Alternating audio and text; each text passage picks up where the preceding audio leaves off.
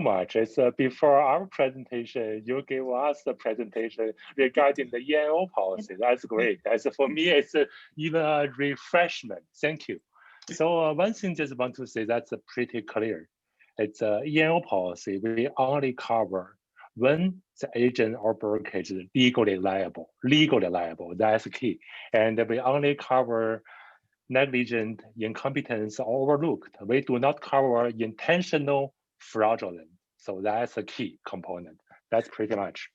So, well, it's a time, it's a treasure. So again, thank you for Tony. Thank you for Debbie and the management team from Landmark. Give us this unique opportunity to share. Yesterday, thank you so much for Landmarks, all the brokers, agents, gave us very positive feedback. That today we have an even better one. It's our account manager, Cynthia Dong, gave us condominium insurance, the issues, the highlight you should know. Cynthia has been with your clients since 2013. So she started at a very young age, as all you can tell.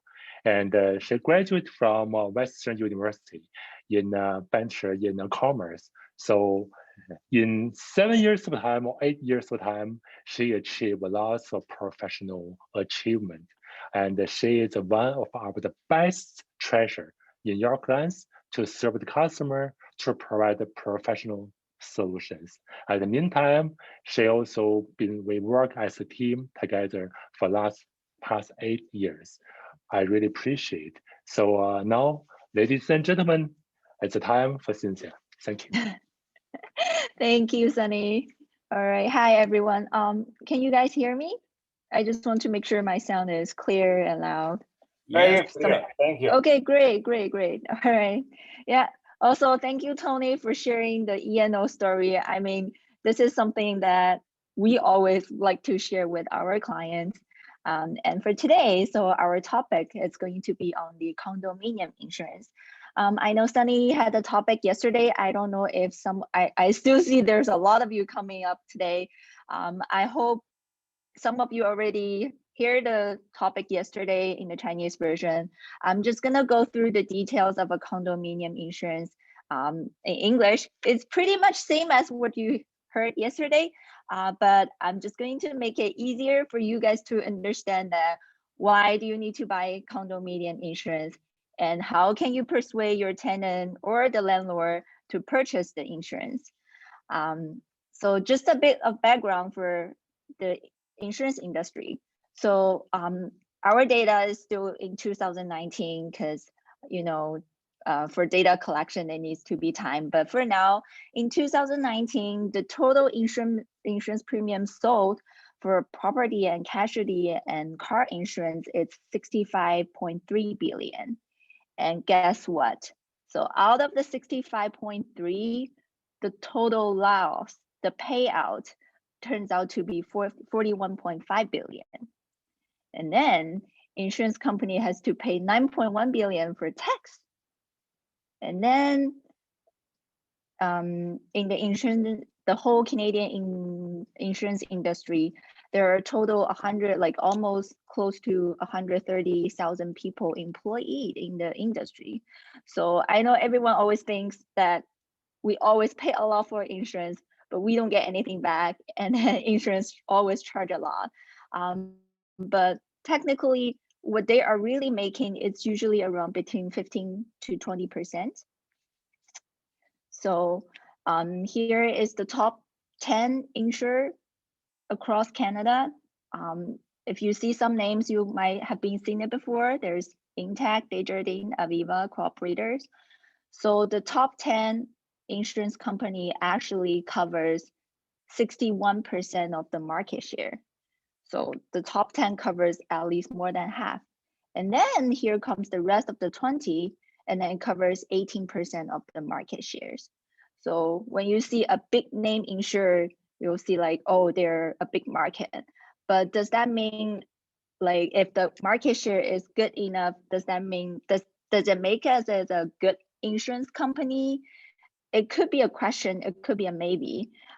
That's why we as broker, we get to sell probably about half of the products. And then those insurance company rely on brokers to review the client to sell.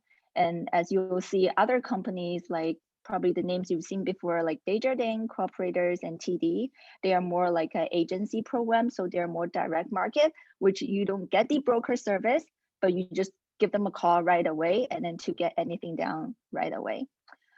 So there's just two different types of brokers and agents you'll see in the market, but it doesn't matter who you go to. If you need insurance, always go ask a professional for insurance help. Yeah, don't listen to your friends, don't listen to other agents, but always ask for professional for help. So here's the details of what we're going to be talking about today. We'll start with the different type of policy you'll see, and then some of the important coverages that you wanted to know. And then we'll go through 3 different claim case that will help you to understand why do you need a condominium insurance. All right, so I just want to get some participation. Wanted to know how many of you have actually owned a condo before or have read your condo insurance policy. If you never had condo, you can just, in the chat box type 1. If you are the person that, do own a condo, but yeah, I look at the general stuff like, payments, then just press 2. And then if you did ever read through your condo policy before, just press 3. So can see how everyone is going. I just want to see how the group. Okay, so great. I've seen some 1s, some 2s. Yeah, this is what we usually get because, before I step into the insurance industry, like, I mean, number 2 is always the most important thing, right? Because we need to look at the payments. So here we go. I just want to first, gonna share you the 4 different type of condo policies you'll actually see. So we have number 1, owner occupied, which means you, the name insured, the person who actually purchased the condo will be living in the condo. So we call that owner occupied condo policy. And then if you do rent your condo out to families, to students, to third parties, then we call it renter occupied. And number 3, it's getting really popular these days that you guys always ask, I have an interim closing condo unit, but the lawyer asked me for insurance. So what do I buy? So in the insurance market, if the interim condo closing is occupied by yourself, you purchase the condo, you're gonna occupy the unit by yourself, then we purchase you a tenant policy for now until the condo is being final closed. Then will be transferred to a condo owner policy. But before the final closing date, you are actually purchasing a tenant policy. But I know there are situations or there are foreign buyers that you purchase a condo, which is going to be interim closing in 1 week. But my intention is to rent the property out. So in this case, you actually have to tell your insurance broker or the insurance company that you're going to purchase insurance with, tell them this location is going to be renter occupied. I'm not going to be occupying the location. It's going to be renter occupied, but at the same time, it's interim closing. So different markets treat this differently. I've seen our specialty markets can write those policies, straight condo owner policies, but I do see other companies treat this as tenant policy first and has to be transferred in the future. But what you should be doing is always tell the insurance agent or broker, tell them what's the intention of this location. So they will figure out what's the right policy to purchase. So as long as you give them the details of who will be occupying the location, they will be figuring out. Because I know I've heard different people asking me, oh, why do I buy this? Why do I buy that? But at the end of the day, the rule is just tell your insurance agent who is going to be occupied. Then you'll get the right policy. So and last not the least, there's a vacant unit policy. The reason I brought this up is I would say 99% of the insurance company right now, they actually don't allow to write a vacant unit under a standard market, because if the unit is vacant, the loss ratio, and based on insurance company's record, it's a high risk unit. So if the unit is vacant upon closing, or your intention is not to move in right away, always tell your insurance broker and agent that it's going to be vacant. What we can do is we can ask the insurance company to add a vacancy permit that allows your unit to be vacant, obviously with a charge, but at least there's a coverage on it. If you just leave your unit vacant and you're not telling anyone, and there's no one that's taking care of the property, if anything happens, claim is denied. So there's like the intention of what you're gonna do with the unit is really important to insurance company. So always number one is tell them who's going to occupy and what's gonna happen next. Yeah. So here is a very general homeowner policy. As you can see, the occupancy, it says homeowner. And then, so basically under a condo insurance policy, there's only two parts that you have to be worried about. First one is your personal belongings. So under this policy, you can see personal belongings for 60,000. So what is covering as well, as you can see, personal belonging, it basically is you can think of as anything that you can move around in your unit. It could be a couch, your furniture, your appliances, or your bed, beddings, clothes. So anything you can move in a unit, it considered as personal belongings. Sometimes you'll see this as a content coverage, but for this case, this company uses called personal belongings. So what's a good number for personal belongings? There's no max or minimum. Some company will insure the minimum value of like 15,000 or 20,000. But think of as if you are a owner of the condo, you do actually live there, is 20,000 coverage gonna be enough for your own, like all the furnitures, like clothes and everything in your house? Reason is if you do underinsure just to save premium, ends up one day if fire happens or water damage happens, what you're gonna be losing is more than what you can claim. So I know for tenant insurance, I know there are a lot of people just insuring the property value like around like 15,000, 20,000. I mean, when you tell your tenants, as long as they understand they only have limited coverage on their personal properties, that's fine. But if you do live in the condo by yourself, like with your families, you know how much personal stuff that you have in the house. Don't try to go low with this number, because this is what actually you need for the coverage. One special case is one special case could be if you were involving your car parked in a parking lot, but was bricked in by a third party. And it turns out you lost all your computers, iPads, cell phones, like all the electronic device. I know a lot of you might think, oh yeah, it's my car, right? But you can't claim car insurance for your personal belonging loss.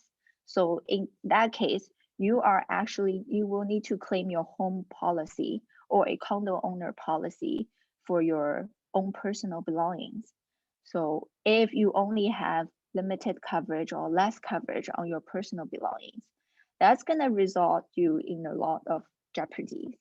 So for personal belongings, that's number one, that you have to look on your condo insurance policy, how much of the personal stuff you have. And then second part of the condo owner policy, which we always like to talk about, is the liability. Liability in general, it covers in case a third party sues you for something that you will need to get a higher lawyer, or you are liable for breaking something, or if you are liable for, let's say, let me give you an example. Say if you're a tenant, well, not if you're a tenant, if your condo unit had a water damage loss, and then the water leakage to the floor below, and then your unit below, the owner comes upstairs, say, hey, you had a water damage, like the water is leaking, and then all my furnitures and floor are damaged now, so you are liable for whatever loss I have in my unit downstairs. If you get sued by the third party, if you do have a liability coverage on the policy, that's where the money is gonna go out from. Liability coverage, usually you see will from minimum, we say $1 million. And then we like to go with 2 million, because usually in terms of price, it's not going to be double the price. It's only probably around like 20% more, or some market might even charge the same. So this is the two main parts when you look at any policies: personal belongings and liability coverage. One tips for the insurance agents, you'll see a lot of, like, you'll get tenants, right?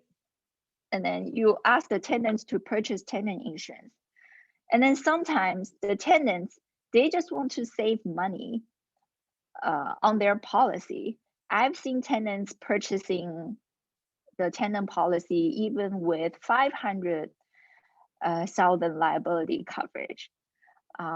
So on the landlord side, if the tenant happens to do something in the unit and it turns out the tenant is liable for the loss, then you can only claim up to 50,000, like 500,000 or less, if the liability coverage is not enough. So yeah, tenant breaks. Okay, I see there's charts with questions. I'm gonna answer it later. But here the liability I'm talking about, if the tenant, it is liable for, but the damage, it's a different thing. But it could be something else, like if you're having, the tenant had a party, or the tenant was just cooking in the kitchen, and all of a sudden fire happens. This is not something the tenant is doing for intentionally, try to burn your house, but the fire happens, and then there's damage in the area of the unit. So if that happens, then if the tenant has tenant insurance, and it does cover the liability for insurance for the tenant. So this is like the most we'll probably see. You have to see something, this is not tenant intentionally doing it or not. So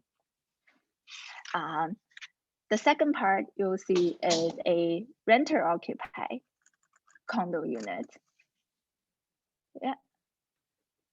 Yeah. So a renter occupied condo unit will have the same coverage as all the other condo policies. So, but you'll see under occupancy, it says renter occupied.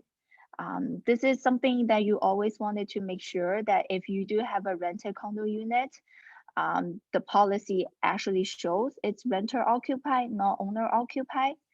And then you'll see as a renter occupied location, technically speaking, you will have a lower coverage on personal belongings because the owner does not live in the unit. As a landlord, I might only have like the major appliances or maybe some furnitures I left for my tenants. So for renter occupied locations, you don't need high coverage on your personal belongings, but the same thing, there is liability coverage, and then you'll see the premium difference between the two locations. Usually owner occupied location will be cheaper compared to a renter occupied location. So there is a special coverage that we're going to talk about later, which is condominium loss assessment. But I will give you guys more details when we go to the claim case that we want to share with you. So in general, what is covered under the condominium owner policy, which is, you'll see fire, there's water leakage, there's explosion, it could be an impact by aircraft, it could be smoke, lightning, riot, right, vandalism, theft, and impact by vehicles. So these are some general ideas you'll see what is basically covered under a condominium policy. Yeah, so here comes the real case. What's the importance of the liability coverage? So in 2015, there was a Canadian traveler traveling to the Great Wall of China, but it was just accidentally. She wasn't intentionally, try to hurt anyone, but it's they were walking on the Great Wall of China. It was crowded, it was busy, and then accidentally, she might be just hit an old lady behind, and then the old lady just fell off the stairs, and then she couldn't make it after. So she had a homeowner, like a owner policy in Canada. And then this covers, she got sued by the lady's parent, like by the old lady's family member. But lucky she had a home insurance policy with the liability coverage. And then it turns out, the insurance company paid out 200,000 straight to the family. And then there were other lawyer expenses. So in total, the insurance company paid over $400,000. So the personal liability coverage not only covers what happens at your unit, it is a worldwide coverage. And then you can think of it as a peace of mind for you, but definitely this is not something that your intention doing it, right? Insurance, the adjuster will definitely look at what happened, how they caused. If it's something you intentionally on doing to hurt third party, obviously it's not going to be covered. But this gives us some peace of mind. Let's say you were having a party at house, right? Someone got drunk. If, I know Sunny had a case telling you guys yesterday, there was a guy, trying to host a drinking party at home. And then he actually asked all the friends to sign a waiver saying, he won't be liable if you got drunk or if anything happens. Because in real life case, if someone was drinking at your home and they got drunk and then they got into trouble for something else, and then they could be suing you as the owner, inviting them over for parties or not stopping them for drinking. So there are consequences that you can be facing that I know it's not usually you'll see, but this is something happened before. And then this is the importance why you need a liability coverage on the policy. And then always the higher, the better. and the price between 1 million and 2 million, it's not that much difference. So here comes the condo loss assessment coverage that, If you do not mind, I want to share a story because I'm free today. I want to share a story in my office. Oh. We mentioned it before that RICO insurance, E&O, blah, blah, blah, those stuff. But I was elected to be board of director at RICO back in 2016, and I was there for 3 years. And then during that term, we had a lot of reform, and then one of it is RICO insurance does not cover body injury for any claim. So let me repeat what I said. RICO insurance do not cover claims related with body injury caused during the real estate business transaction or action.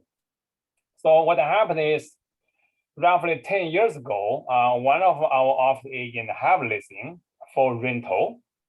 The potential tenant come in, the house was in renovation, not fully finished yet. You know that the old house at Midland and Lawrence, and they have vent register, 就是那个暖气出口 on the floor. So in order for them to paint the whole house, the whole floor, they remove the vent register and then leave a big hole there. The potential tenant go there, put his foot and try the size, twist his foot. On that day, he claimed he hurt his ankle and foot, and then the homeowner and our agent was on site, and immediately talk nicely, comfort him, and even offer him something compensation, like computer desk, old computer to him. He was happy. 18 months later, before the 2 years limitation end, we receive a claim for body injury for 20 grand. And back then, RICO insurance does not cover body injury. So when I filed the claim with RICO said, we do not cover, we do not provide any advice, legal advice or legal support. So I have asked my agent and go to the separate lawyer for consultation. To cut the long story short, one is the homeowner claimed to his home insurance. Our agent claimed covered by his lawyer on his homeowner insurance. Back then, he is brand new. He does not purchase any property yet. Luckily enough, he was a rental. He has a rental insurance policy, and that rental insurance policy covered his legal bill. So basically, it's like when the tenant claim, the potential tenant claim about the injury, the original homeowner have his insurance come out with the lawyer representation. Our agent have his insurance lawyer come out to do the representation. So about I think like 4 years later, 2016, we get that body injury incorporated with RICO insurance. So today, if anyone come in to say, during I see the house, Tony Ma was a showing agent, I fall down from the stairs, I twist my foot, that will be covered by RICO insurance. So that is a little update, and then it's a good thing. But in the meantime, I also mentioned one thing that a lot of agents, when they join my brokerage, they want to see, I want to see your contract. I want to see your employment contract. So I gave him a 20-page of our contract. We call independent contract salesperson contract agreement. And then he said, I went to many brokerage. You are the guy who produced a 20-page contract. I don't understand this. I say, first of all, our contract is not a perfect. Our contract is close to perfect. All the 20 pages here, only one page talk about the charge fees, but the 19 pages talk about our training, our policy, how do we protect you? Then how do we protect us from liability? In one thing is, I always talk to the new agent who just joined this industry, and also some agent, they transfer to my broker. They say, as soon as you are licensed to be a realtor, you need to call your insurance, like Cynthia or Sunny, I don't know, do you cover car insurance or not, that tell them that I am a real estate agent from today. And then inform them that you will carry out real estate business by using a vehicle. That way, insurance will provide a coverage. Will insurance company increase your premium? Yes, maybe $200, $230 a year, a whole year. But can you imagine that if you showing a house and then you drive on Highway 401, someone, kiss your car from the behind, your guest or your buyer sitting in the car get hurt, and your buyer is a $1 million income, high-ranking officer, CEO in any company. If he got the hurt, and then not his body get damaged, his body get injured, harmed, he claim like $1 million income every year for the rest of his life. What can you do? I heard in the Toronto real estate board, one of the agents, because this, he has no way to pay like millions of money for loss, then he claimed bankruptcy. So that's why I have a policy here that anyone join Landmark, you got to call the insurance company. We ask you to call the insurance company to provide you third-party liability insurance in your car insurance policy. Thank you. This is what just like the few words I want to say, because I don't want to waste anybody's time. But this is a reminder that in our real estate activity, we got to bear the insurance man that anything I do today will hurt myself in terms of liability. One case we can always say, Tony, can I ask the seller let my buyer move into that house 3 days before closing? I said, sure, as long as the seller agree, as long as the tenant provide insurance to that home, even before he owns. Now, since you understand, I ask you, I purchased a home going to closing April 30th, but today is April 20th. And then I want to move my furniture to that garage, to that basement 10 days before closing. What insurance policy should I purchase? Okay, so just since I may answer the question, so you said, sure. All right, so Tony, the answer is really kind of a yes and no. Legally speaking, before the closing date, so your customer, the buyer, legally speaking, is not owner, is not titled. So in this case, you cannot buy homeowner policy because uninsurable interest. So the property not yours, you cannot buy insurance. So that's one thing. But it's negotiable. Maybe you can ask the seller, the vendor, permit to temporarily install your furniture in their garage. At the meantime, the buyer has to inform his or her insurance company. He has his own personal belonging temporarily in third-party location. So that, yes and no. You have to, bottom line, you have to let the insurance company know you have some furniture in storage at a new place. I'm not so sure, Tony, I may answer the question. Yeah, thank you. So another thing is like, let's say, I'm new to this country and do not have too much cash reserve, but I have so many friends like Sunny, like Davey, I want to move some furniture to the new house I'm going to move in close next week. So I call you and call David, say, come in, help me to move this desk and that computer desk to the garage. During that process, my friend, they are not a professional mover. They are not a professional moving company, but they got hurt, maybe a foot or leg, whatever. Who will cover that body injury or body hurt? Well, so Tony, again, that's a painful scenario. It's painful.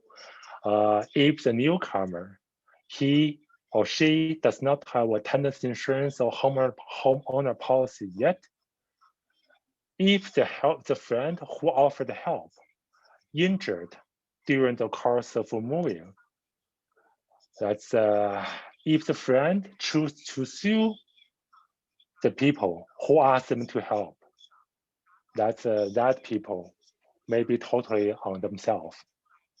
So there's no insurance can cover this part. That's an unfortunate thing, Tony. So the homeowner policy or tenant insurance is the perfect example to help. If someone asks a friend to help during the moving, the friend got injured, the homeowner policy or tenant insurance can cover to a certain limit amount. Normally speaking, that normally medical expense can cover $5,000 or some can cover $10,000 per person. If something beyond legal liability, they go to the court, that could be different scenario. That's really costly, timely consuming, and it's painful. Thank you. Am I answered? Okay. Yeah, thank you. So we have almost 90 people in the call meeting today. I hope everyone, when you do anything in your real estate business activity, think one word, liability. What is your potential liability? And if you bear that concept idea in your mind, then you will not make a big mistake. If you're not clear, call Sunny, or call me, or call David, call Sammy, our manager first. Don't call Sunny or Cynthia on the call today. Thank you. No problem. So Cynthia, we have since the people landmarks, it's a really busy brokerage. So we don't want to further ado. Tony, just in addition to your three comments before, the three things. One, highly recommended to all our brokers agent. The car insurance has to be business use. Business use, that's a key. The third-party liability, that for sure, that's a mandatory. So we want to say the policy, as long as you're agent or your real estate broker, you have to inform your insurance company that vehicle is a business use. That means you could drive customer to see the house. So that's one thing important. Second, you mentioned the renovation, the tenants got injured, the angle got injured. That case, when you have instruction or construction or renovation, the owner's responsibility to inform insurance company during the course of instruction. So that's the second thing. The third thing, if the agent showing the leasing agent or agent went to showing the house for the customer got injured, the company's CGL policy, commercial general liability, could kick in. That provide agent and the company some coverage. That's the three things. So, well, it's lots of information. Again, yes, Sunny, I want to ask please. you that. I want to ask some question about the CGL. Please. Well, we have a CGL. We have a 5 million CGL for our own brokerage. Yeah. But the question is, the CGL, I think our insurance intact. They say, how can I cover you or your agent? You have a physical location in Mississauga or in Markham, but your agent is going to show property in Barrie, going to show a property in Windsor. It's not possible as our CGL goes that far. We only cover, CGL for visitors, for your employee inside or around your office, physical office. All right.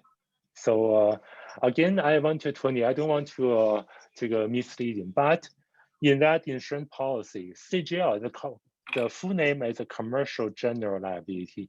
Right. Basically, that covers one very important section that's called complete operation and product liability. So for Home Life Landmark, it's a real estate broker. So your company licensed to do business, to conduct business within Ontario. So that in your insurance policy, that should cover the area you are licensed to conduct business. That's the first thing important. The one thing we have to make sure, 100% make sure, in your policy, in tech policy, has to show it complete operation and product liability. Your operation as a U.S. agent. So that's your responsibility. That should be covered there. Okay, so you know what? I need to book a private meeting with you to review our insurance policy. Maybe I will switch. But the one question to you is, it will cover our employee. Will it cover our 1,300 real estate agents, their activity too? Okay, so as long as your policy have this clause, complete operation and product liability, that should be there. As I mentioned yesterday, there's one thing company exclude, clearly exclude, that's property management service. If you provide property management service, we need to buy professional liability to cover property management service. That's all. Has to be company's clause and the sentence is different. So we have to make sure everything is covered properly. So Sunny, that's what Tony said. I think that if something happened to the client on the, because the agent shown with the clients by vehicle, right, to the property somewhere, out of Toronto, out of GTA. So in that case, something happened, will be the auto insurance cover that the liability. That's number one. Anything involved with the vehicle insurance is covered by the car insurance, okay? But again, you have to be, but auto insurance policy covers the business use. That's key, business use. Some people thinking business use is a much higher expensive than the personal use. Actually, it's not the case. So we always provide business use for insurance agent, for real estate broker. They're all really happy. For the cost level, it's insignificant. Don't worry. Okay, thank you. So we So, just all the agents who is in here today, so be careful that if your policy is not for business use, try to get back, fix it right as soon as possible. okay. Thank Since we you. used a lot of time to No okay, this is all problem. Clear on this part, but I will talk with you later on, Sunny. Like, so Sure. with so many people on the call, but I just want to get this clear. Will Please. that CGL cover every salesperson under our registration in the company?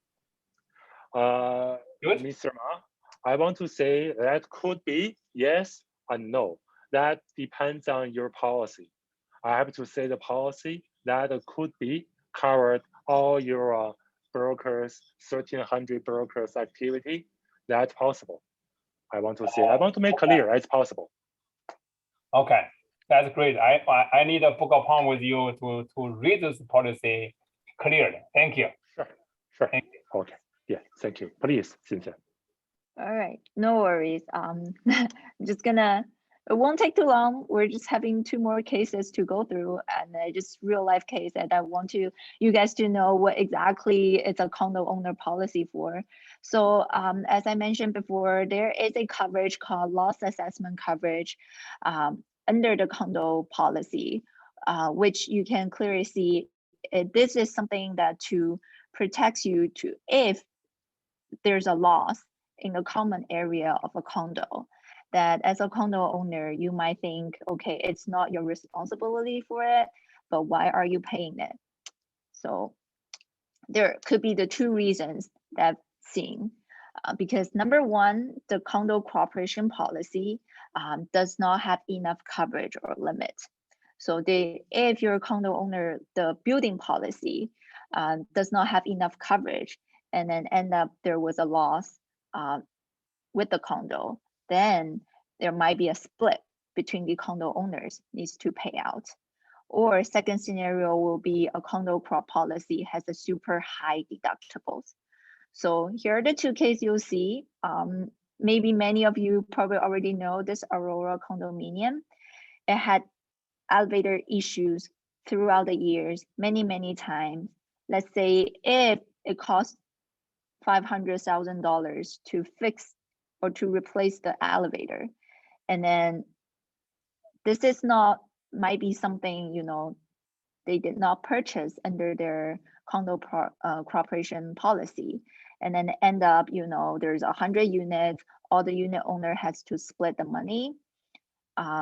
This is something that you can go claim your loss assessment because of, you know, it's a common area, common issue in the condominium, and then they're asked all the owner to share the payment. The second condo, it's also another well-known condo, but this is the first time we've seen a super high deductible on the condo corporation policy, which is $500,000.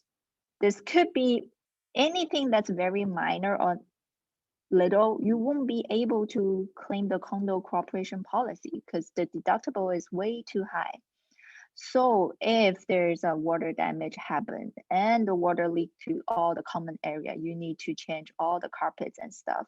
The condo corporation won't claim their policy for it because it's not even gonna go comparable to their deductible limits. So we've actually experienced a loss at this condo for the water damage. But this unit was a renter occupied unit. And then it does have loss assessment coverage up to 25,000. So, but since the owner does not live in the unit and the owner does not have a condo owner policy, that we insure this with a specialty market. So with specialty markets, there are restrictions. And then when it comes to claims, there are a couple of things you have to be really careful because our claim got denied at the first point because what we got from the adjuster saying, you know, because the condo bylaw we sent to the insurer sent to the adjuster, it didn't state clearly insured will be liable for the faulty washing machine. So our policy will only pay for what insured is liable for if it's the loss. So in this case, the claim file was closed and the insured didn't pay out. There was no payout on the claim at the first point. Reason is because this condominium bylaw. When claim happens for all the condominium claim, adjuster will ask for a bylaw, condominium bylaw. And in order for the insurance company to pay, the bylaw needs to be stating, you know, this is owner is liable for this and that, then insurance company will pay. So we've gone through almost 2 months, had so many communication with the condominium and the adjuster. So after 2 months, I believe, you know, the condominium sent the insurance company a new bylaw with the reason they wanted to see. So happy ending. Eventually, it did pay out the claim, but it does take a lot of time because of the condo bylaw issue. But that's not the only case. If everything was sent out, you know, on time, the first week when claim happens, they have the correct bylaws. We do have insurance company, you know, have payments go out within a week. So it's not, you know, within claim, sometimes it could be harsher, sometimes it could be tough, but the most important thing is, you know, figure out what exactly happened, what are they looking for, and if you do have the proper coverage, it will be covered. So I know you guys will probably help landlords. There are a lot of rental condo units around the market. And then here are 3 things that you should definitely know Rule number 1, vandalism by tenant restriction. So which means, we can read here, it says, the first line there. So the policy shall specifically exclude loss or damage resulting, directly caused by tenant or their guest. So vandalism by tenant, this is definitely not covered.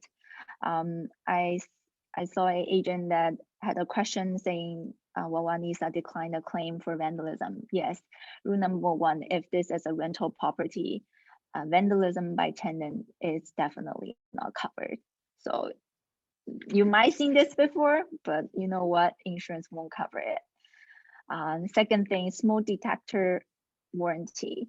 So you should always check that there is a working smoke detector on each floor. This is became a very important rules now. If you don't have a working smoke detector, your claim might be denied. And also this is very important for agents to check the smoke detector every year. Rule number 3, cooking in private rooms are prohibited. So definitely no cooking other than the central kitchen area. That's not allowed by the insurance company. You should always read the subjectivities or warranties, but in most of the case, cooking is restricted only in the central kitchen area. Yeah, so if the tenant, cooks other than the kitchen area, there turns out to be a damage on the property, it's not covered. So here are some tips that we would like to, to share with all the agents and to let you know that, rule number 1, when it comes to insurance, oh, sorry. Yeah, always try your best to have your client contact insurance broker or agent directly. There always could be misrepresenting or mistranslation between words. Maybe things that you understand might be understood differently from your clients. Rule number 2, if you're trying to help the client to fix something in the house, always hire a licensed contractor. Even with snow removals, always try to hire a snow removal company guy with proper, commercial general insurance in place. If you're having an electrician to come and change the light bulbs and wires, always make sure they are properly licensed. And every year you should always take notes and records, see what's being done this year and what needs to be taken care of next year. And then do a yearly review with your clients, because these are the most important things that you wanted to make sure that what you have done, and then your client knows what needs to be done. So pretty much this is all the information that I would like to share with you guys. And last not the least, okay, yeah, I know there's a lot of you today, and I am happy to, go through all the details with you guys. This is my first time, speaking through. I'm sorry if I made confusion for you guys, but by all means, if you have any questions, feel free to ask anytime now.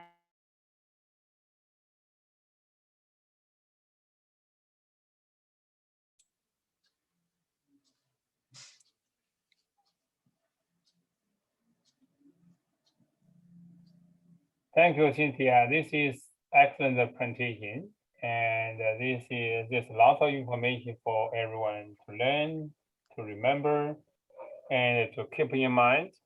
And also,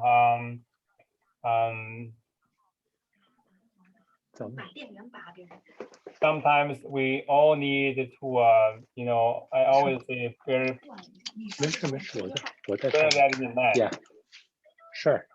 So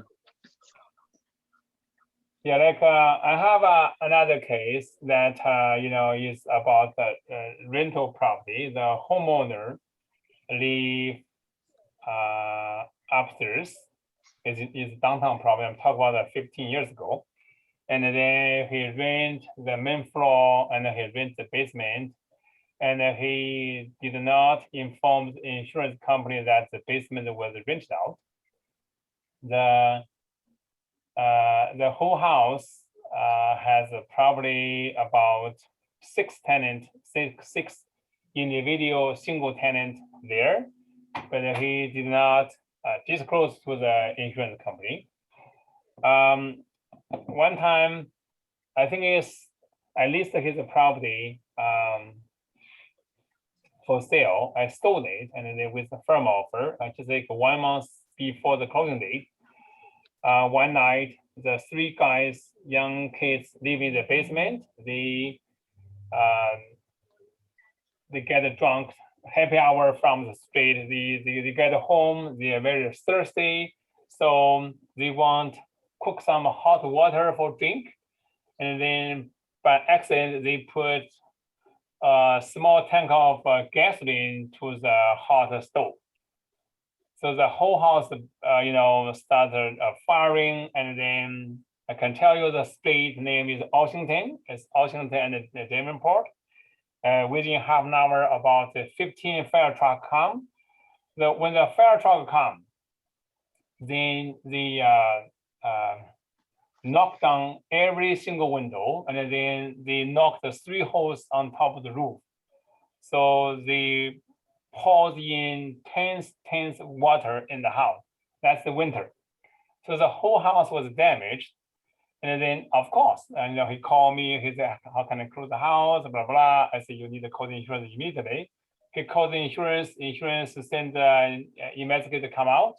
1 week later, the conclusion is we will not cover you because you did not inform us the real rental situation of the house. We never know there's 3 single guys live in the basement paying you the rent.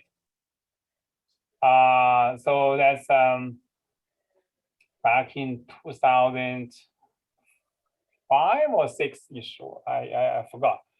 But anyway, it is a long story, and then but there's a lot of story there because the reason I see lots of story is later on the buyer want to close, it doesn't close, he has no mortgage coverage, and also the homeowner also complained me. He said, when you sign the listing, when you sign the offer, there's no spouse consent, blah blah blah. This is another reminder to my own agent on the call today. I say, I did ask you that when I signed the leasing agreement that day, this guy is about like older than me, like 45-ish back then. And I did ask you there's lady, not old, there's a lady, and with about a 10 years old boy there. I did ask you who is he and who is she, and you told me they are neighbor. And on the leasing agreement and on the back of the leasing agreement, I jot down and say, I asked the homeowner, without disclosing his last name, I'm going to disclose his first name. His first name is Long Wang, Long Dragon King.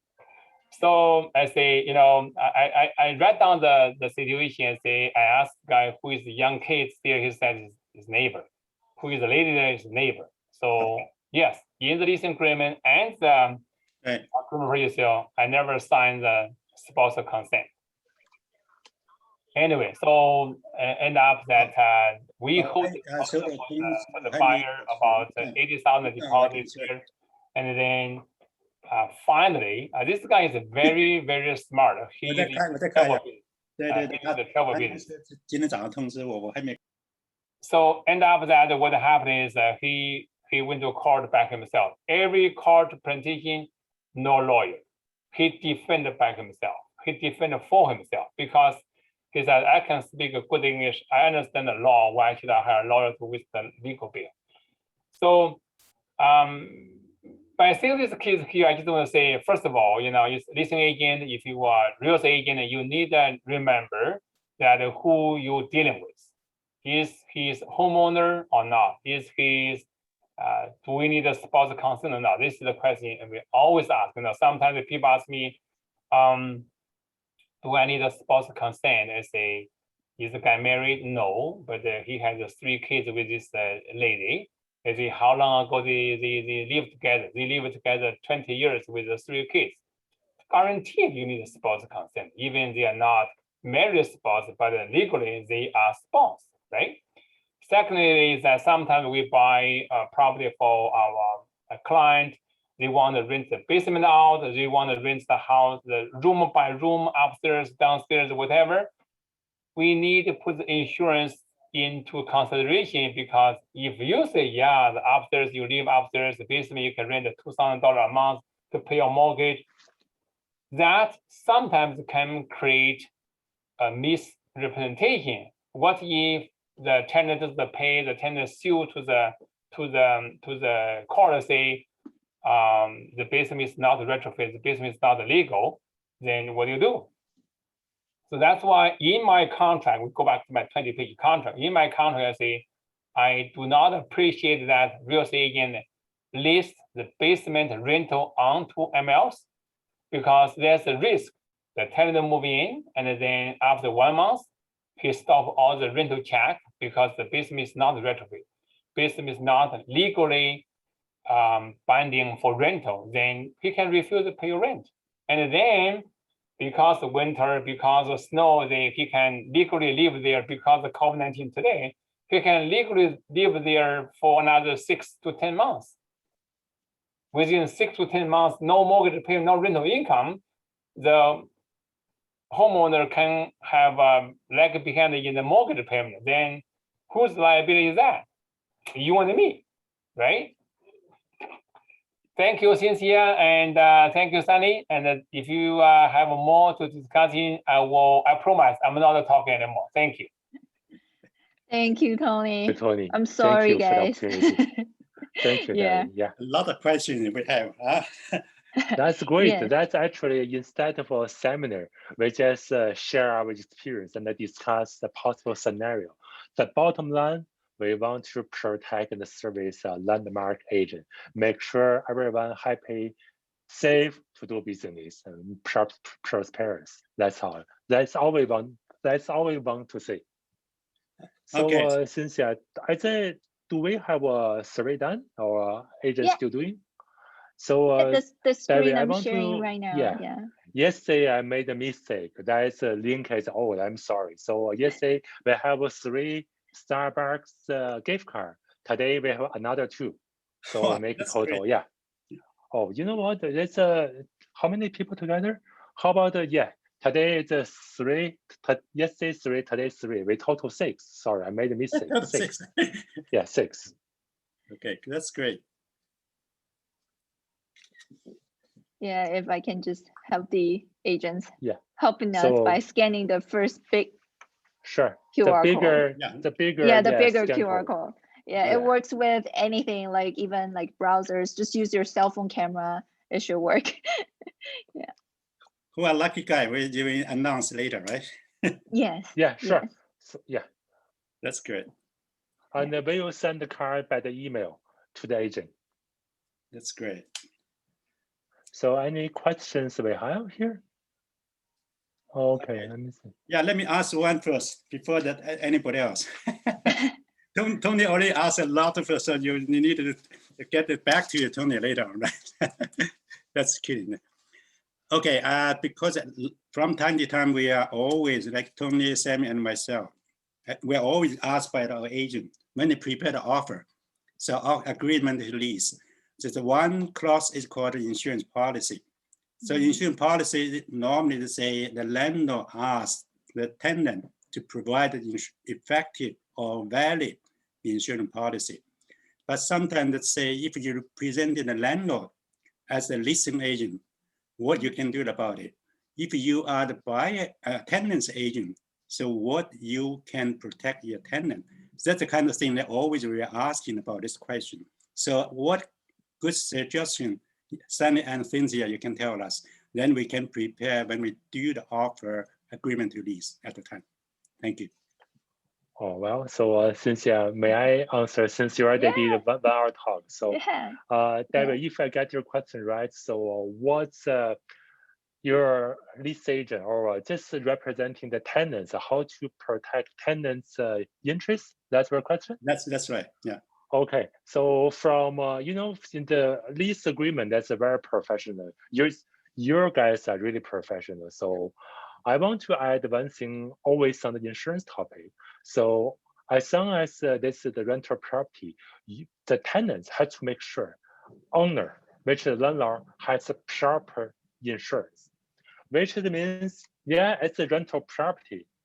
If it's a separate, if it's a property with a separate entrance, legally speaking, we can have two families occupy. Sometimes the landlord could have maybe two single families upstairs, one family with a kid or couple downstairs. So that's three already.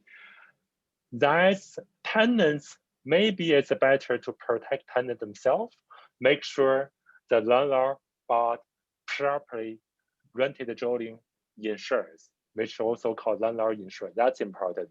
Otherwise, if something goes wrong, tenants may not be protected. That's important. Or sometimes if the property is not safe to occupy, the tenants got injured, then you want to sue the landlord. The landlord does not have insurance coverage or insurance company denied coverage. So that's really important to make sure tenants make sure landlord has good insurance, property insurance. At the other side, vice versa, the landlord has to make sure tenants bought the right tenants insurance. That's a two-way protection. Again, the insurance is a very important tool. If you do not buy properly, that doesn't help too much. Okay, in condo insurance, sometimes we have three people, let's say three students for two condo apartment. So that three people in the lease. Do you mean that we need three insurance policy or one insurance policy to cover for three people? Since I right away mentioned this. Yeah. So any unrelated people needs to carry its own interest. Let's put it this way, because you know, if you have one policy for three people, and then something happens in the unit, and then one person denies saying, okay, it's not my fault, or another person saying, okay, like, okay, my own, like, you know, clothes and stuff got stolen or got burned. You only have one policy. It's limited amount, and then no insurance company wants to cover. You know, it's unrelated. Like one person, you know, if something happens, maybe we are not friends anymore. I don't want to deal with this. Right? Like these are the things you'll see if only when claim happens, because you can be best friends forever until the day something happens. So if they are unrelated, you want separate policies. Understood. Yeah, it looks like a very serious matter now because we are often seeing a lot of agreement lease that the insurance policy only one. So when you say individual, two or three for the condo apartment or even for the house, because they are not the same family. So that may be the problem then. Yeah, well, let me put it this way. So it's to make you guys easier, it's to have the client tell the insurance company the true story. If you tell an insurance company, okay, I'm gonna have three people living in the house, and then we are just friends, we are unrelated, the insurance company will give you feedbacks and then tell you what we can do for you. Okay, understood. I'm not going to say like it's the same rule for all across the country, because there could be different insurance company offer different like products and offer different coverage, right? But what you can do is tell insurance company right away, okay, I rented a condo with my friend, and then there's gonna be three of us living in the condo. and then I need a tenant insurance for my own, or can I get a tenant insurance for all three of us? You'll get like different answers from different insurance companies for Yes, sure. for sure. So can they say we can put 3 people in the policy as co-insured? Is possible or not? Tenant insurance? Policy No. that means that the insurance policy is 3 people in the policy. Is that possible? Yeah. Maybe on the commercial side, from Okay. the personal side, I rarely see it. Or like as brokers, we probably won't be able to write it. Okay, understood. Oh, David, there's some questions in the chat box. So Lily actually asked a very, okay, it's a blender. First of all, it's a blender. Cynthia, I saw the Fei Long asked for page 35. So maybe the PPT 35. Also, Blender, your question is a great question. So there's a limit number. There's no claims numbers. Insurance company limited only 1 or 2, 3 claim. No. Inside of limited claim numbers claims, we limit the amount of payout. So say if a regular policy, they have a special coverage, which is $500,000. So it doesn't matter what's water damage or theft or some fire loss, it doesn't matter. We just limit the policy 1 year is $500,000, that's it. So doesn't matter how many times, but just to keep your mind, if you really made so many claims, your insurance company maybe do not offer renewal. They don't want to offer renewal. That's the thing you want to keep your mind. The second question is we answer to Lily. Yeah, for sure, you can answer. Maybe instead of 50% business use, company always asks you your annual driving distance, maybe it's 40,000 or 30,000. Maybe it's 10,000 at business use or 15,000 business use, that they ask that way. So you just let insurance company know what's the real case, that's all. And for Julie, is there any need for tenant to have insurance when they rent a furnished unit? Yes, it's anytime. As long as you have tenants, you ask the tenants to buy tenants insurance, not only to cover tenants on property, more likely to cover the landlord's liability. If the tenants cook in the kitchen, made a fire, cause a fire, so ultimately the landlord maybe have to be responsible.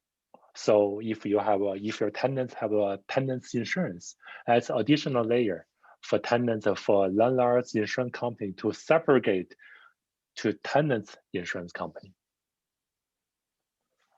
The landlord received the insurance vendor for 3, so in the policy is acceptable for 3. So since the last question you want to answer? Yeah, I'll answer that, and Sunny, you can go back to the page 35 that Feilong was asking about. Yes, I didn't get a chance to show.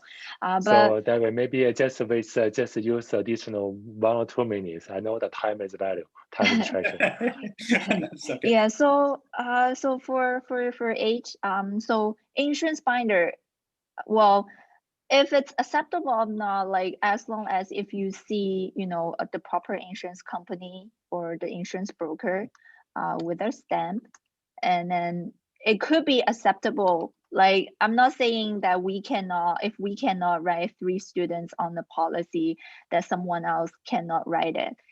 Or sometimes the commercial side of the product, we can actually write maybe 3 students in the policy. So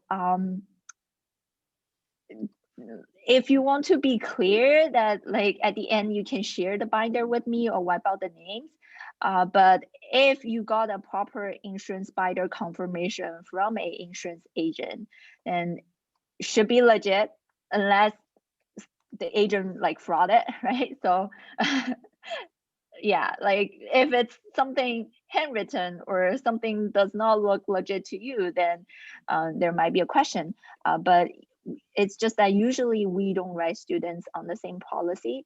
Also to protect landlord as well, like it's better to have like all 3 of people like have their own policy.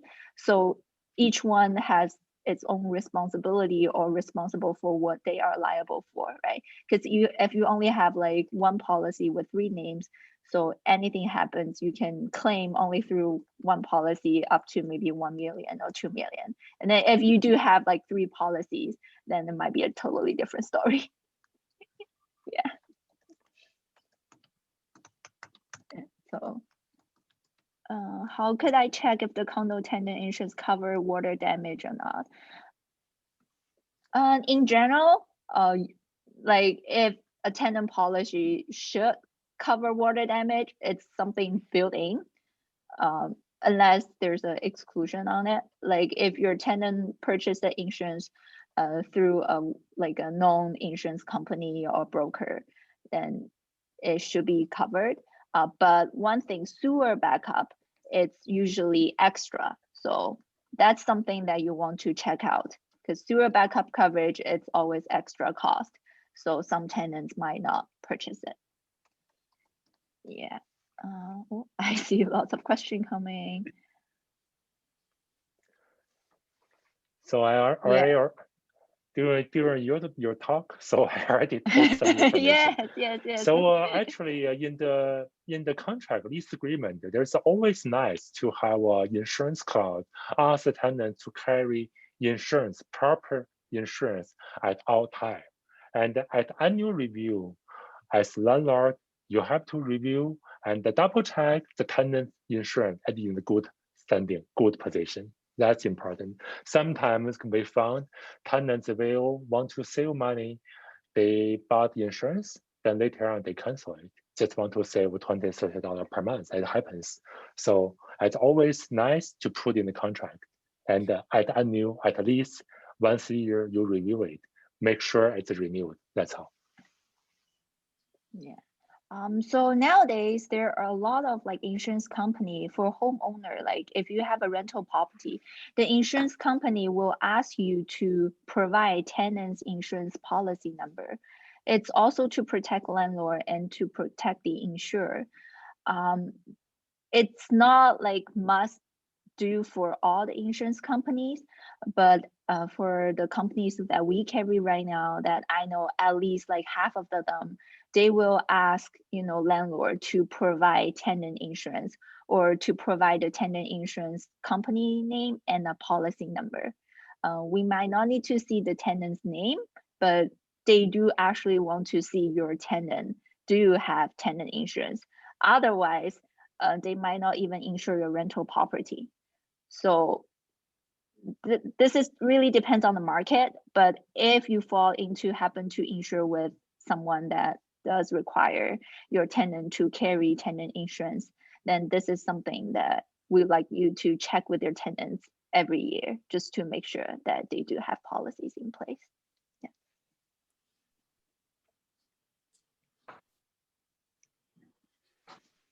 That's great. We still have 12:30, 4 minutes to go. Yeah. Oh, I know yesterday you guys had a really good question saying like, okay, I've had the tenant for a year or two. I've never had the tenant buying a tenant insurance, right? How can I persuade them to purchase tenant insurance now? Because 2 years back ago, it wasn't on the contract and I never asked. This is hard, like as an owner landlord, can I purchase tenant insurance on tenant's behalf? So basically, in order for your tenants to purchase the tenant insurance, you do need their legal names and address. And then I think the main reason is the tenant does not want to pay for the tenant insurance.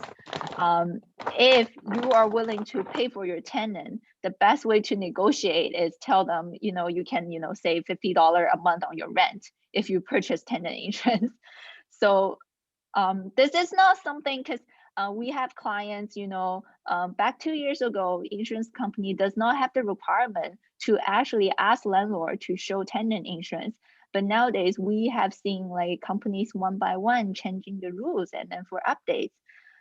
So things could be changed if by the end of the day you really, really can't get your tenant to purchase this tenant insurance, and then your insurance company does ask for it, then you do actually have to change your own, landlord insurance policy as well, because just to be safe. Otherwise, I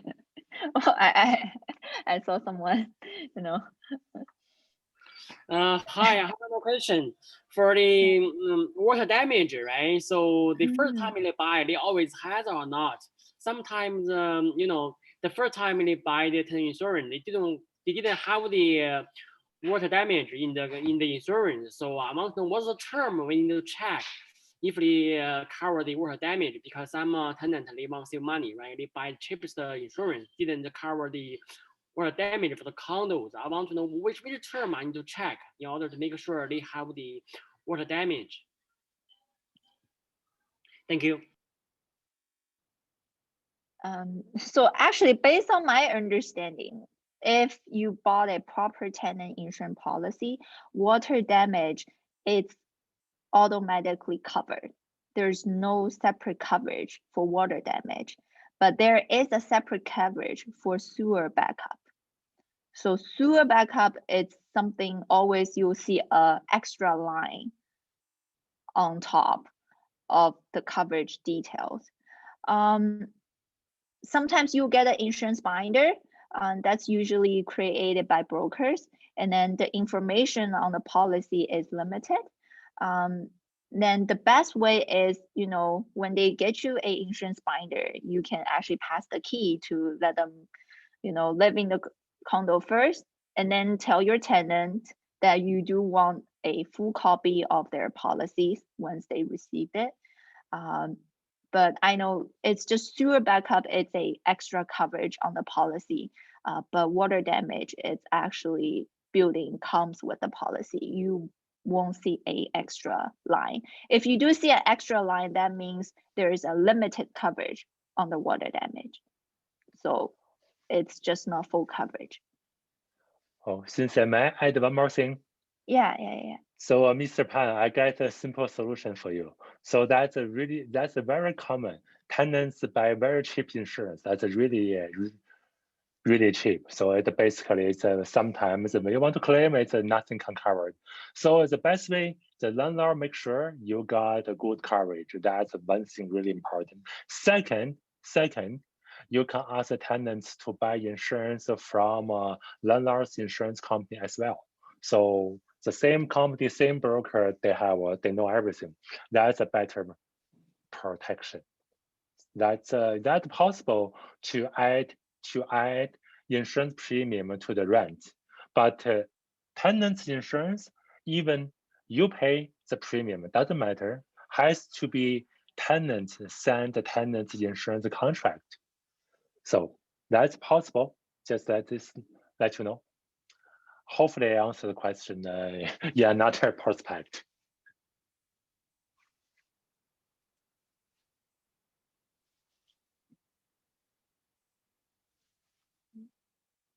Okay, so Chen Jingli, Mr. David Chen, any other questions?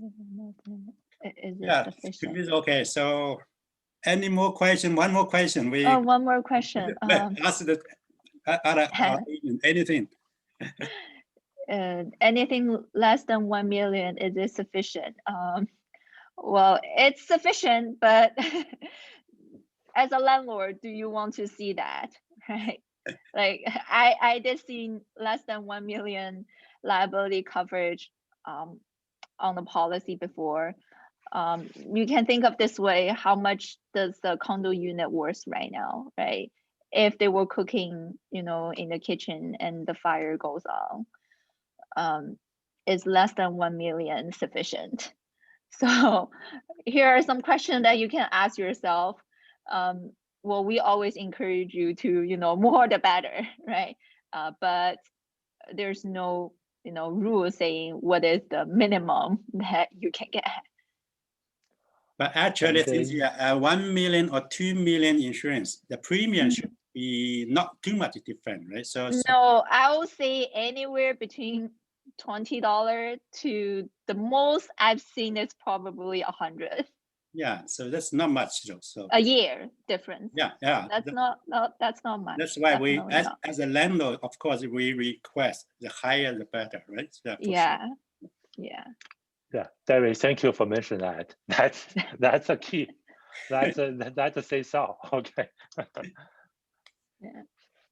So okay then. So it looks like everyone's satisfied. Everyone's okay now. And so great topic today. Cynthia and Sunny. Oh, great. both Thank did you so very much, great guys. job. So we might need No. you in the future. So from time to time, we need your help, your special needs, and whatever. So thank you again, really. Appreciate it. Yeah, so we will do the lucky draw, then we will inform individual by WeChat and give us the email address. We will send the gift card to the vendor directly. Just thank you so much. Yes. Thank you, Thank you. Cynthia. Thank you everyone for adding my you got it WeChat. there. I'm gonna Thank you. go through. Yeah, if you guys have any questions, just contact us. We'll just Gal, please contact